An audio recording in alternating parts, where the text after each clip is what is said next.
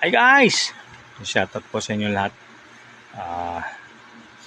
Pag-usapan lang natin ito guys.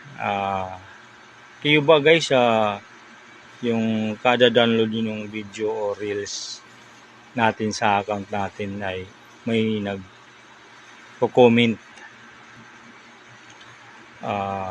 na-appreciate or nagbibigay sila ng doon sa inyong video.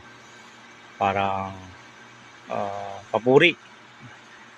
Tayo naman po, wag mo natin i-ignore na huwag replyan, lalo na kung kayo ay naghahangad na ma-monetize yung account through dito kay Meta.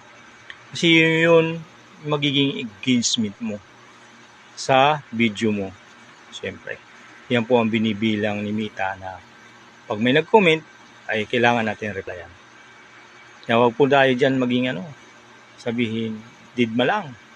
Kasi mahalaga po yung comment nila na replyan natin ayon dun sa kanilang comment.